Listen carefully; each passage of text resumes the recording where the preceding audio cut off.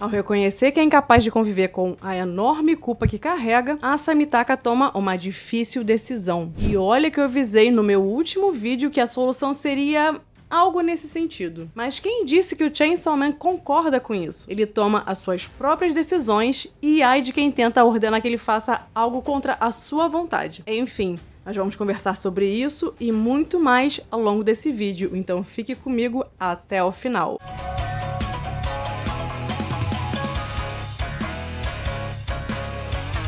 Olá, sejam bem-vindos! Eu sou a Renata e hoje vamos conversar sobre os capítulos 217 e 218 de Chainsaw Man. E antes de começar o review, um recado rápido. Eu não soltei o vídeo do capítulo 217 porque eu estava viajando. Eu até levei o equipamento de gravação para viagem, mas lá foi tudo muito corrido, então eu acabei decidindo fazer um vídeo único com breves comentários sobre o capítulo 217, mas quem quiser pular essa parte, fique à vontade. Além de fazer o review normal do capítulo 218. E como eu acabei de voltar de viagem, eu ainda não consegui assistir ao filme da Reese. Aliás, pelo visto, eu sempre pronunciei errado o nome dela. Acho que se fala Reese. Então, eu vou buscar falar certo a partir de agora. Mas enfim, eu irei assistir nesse final de semana. Eu acredito que ainda esteja em cartaz. Mas de qualquer forma, quem já viu o filme pode comentar o que achou do vídeo, se vocês gostaram. Eu quero saber a opinião de vocês. E se você puder apoiar o meu trabalho no canal, você pode fazer isso se tornando membro por apenas R$ 2,99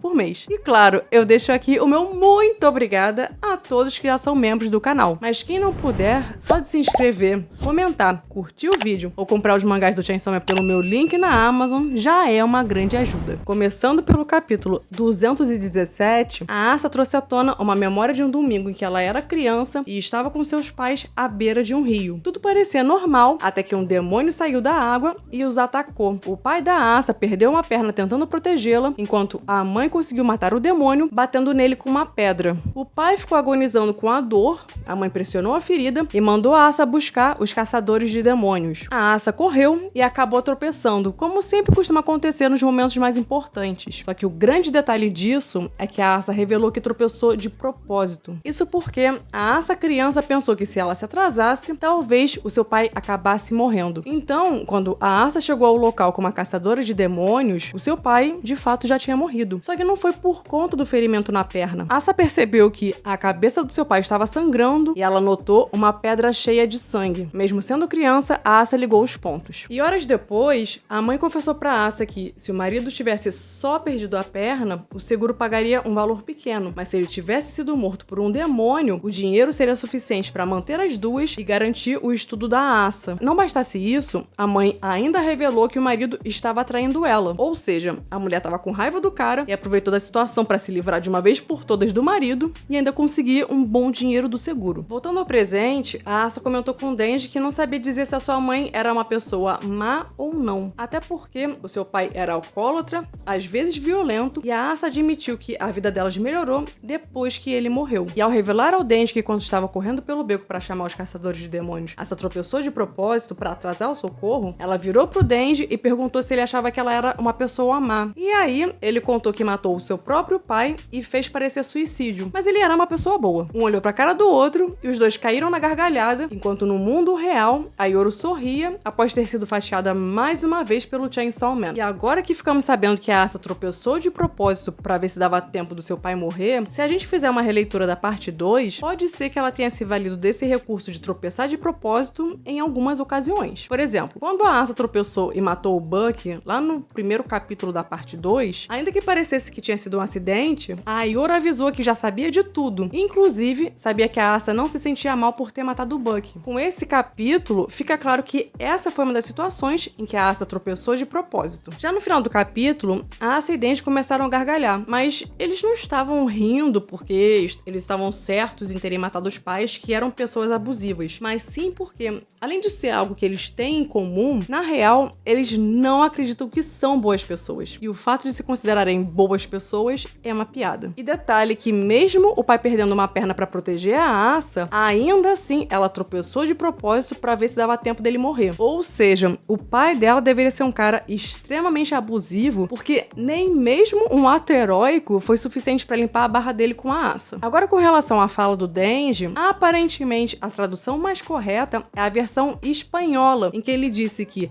matou o pai, mas eles fizeram parecer suicídio. Essa é a tradução que faz mais sentido, considerando a parte 1, em que a Makima disse que o pai do Denji era um bebum e ele não teve escolha a não ser matá-lo, dando a entender que foi legítima defesa. Só que os caras da Yakuza não iriam receber nenhum dinheiro com isso, então eles fizeram parecer que foi um suicídio. E o último comentário é que essa culpa que a Asa carrega por tudo de ruim que ela considera ter feito, acaba tendo uma influência direta na decisão que ela toma no capítulo 218. Apesar da vida ter melhorado depois que o pai morreu, a Asa sente uma certa culpa por ter tropeçado de propósito e ter atrasado a chegada do socorro, porque ela sente que, de certa forma, contribuiu para a morte do seu pai. O capítulo 218 começa com Ioro e Chainsaw Man caídos no chão e bem feridos com a luta intensa.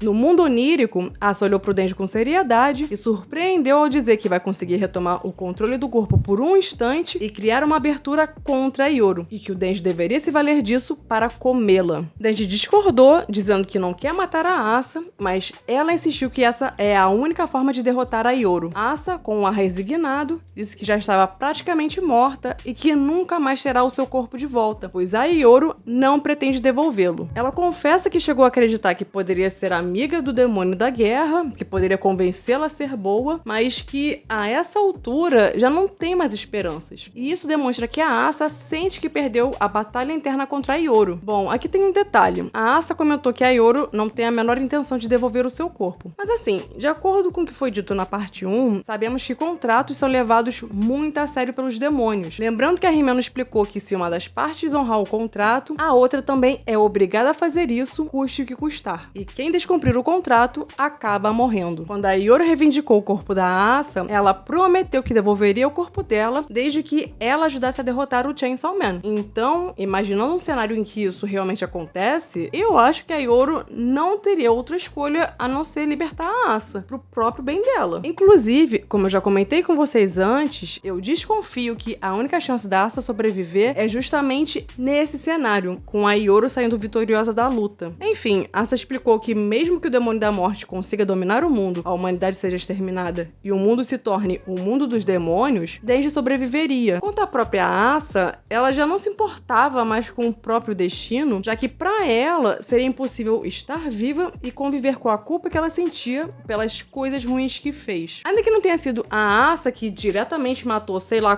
quantas pessoas, ela carrega a culpa pelas pessoas que a Ioro matou usando o seu corpo. Sente culpa também pela sua mãe ter morrido tentando salvá-la enquanto ela salvou um gato, e sente culpa até pela morte do seu pai. Asa jamais se perdoaria por tudo o que aconteceu e por isso decidiu que queria morrer fazendo a coisa certa, ou seja, salvando o Denji, aquele que havia salvado. Mas para isso, assim que ela criasse uma brecha, o Denji precisaria comê-la. A Asa entende que a solução para deter a Ioro é comendo o seu próprio corpo, já que o demônio da guerra habita dentro do seu corpo. E se o Chainsaw Man comê-la, irá apagar o conceito da guerra e eles vão conseguir se livrar da ameaça da Ioro. E esse plano faz sentido porque, no passado, de fato, o Chainsaw Man conseguiu devorar partes do corpo da Ioro e por um bom tempo ela ficou bem mais fraca. Mas para detê-la de uma vez por todas, só devorando o corpo por completo e apagando o conceito da guerra. No mundo real, Ioro ameaçou meter um bang na Kiga quando ela deu seu sangue para fazer o Chainsaw Man se regenerar e puxou a cordinha para despertá-lo. Ioro gritou que Kiga era fraca e maculou a sua guerra santa. Kiga retrucou chamando a Ioro de fraca e antes que ela tivesse tempo de reagir,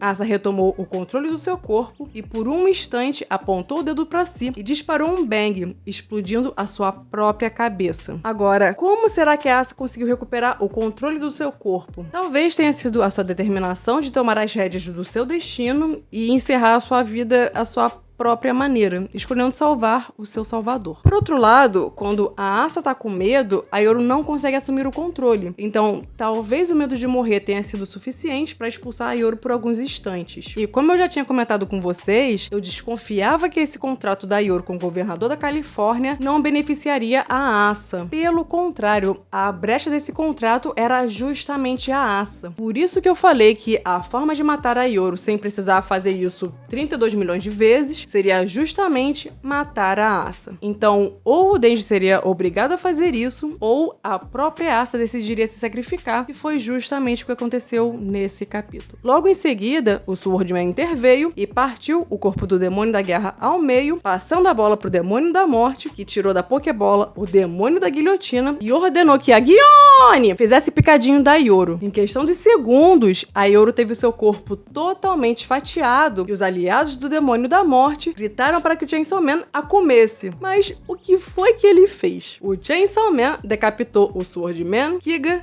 e Shichan. E tipo, foda-se o plano. O Chainsaw Man toma as suas próprias decisões. Eu acho que segue aquela lógica de que ele é caótico e que os demônios na mira do Chainsaw Man, inclusive os demônios que pedem ajuda, também são cortados e mortos. Só que é mais do que isso. Com essa atitude, o Chainsaw Man deixou claro que rejeita essa ideia de comer a Asa porque não é isso que o Denji quer. O Denji não quer que a Asa morra. Então, o Pochita não vai respeitar a aliança com o demônio da morte se isso contrariar os desejos do Denji. No momento em que o Chainsaw Man se recusa a comer o corpo da Asa, fica subentendido que ele irá buscar uma solução alternativa para derrotar a Yoru e salvar a Asa. Galera, esse final com o Chainsaw Man decapitando todo mundo foi muito cinema. Eu adoro essa vibe caótica do Chainsaw Man, que toma suas próprias decisões seguindo apenas a vontade do Denji, cagando para as alianças que foram feitas. Enfim, na semana que vem teremos um novo capítulo, e se você curtiu o vídeo, capricha aí no like e se inscreve no canal caso ainda não seja inscrito. E se puder, se torne um membro do canal, porque isso vai me ajudar bastante. E ative as notificações para que você seja avisado assim que sair o próximo review. Bom, esse foi o vídeo de hoje, eu vou ficando por aqui.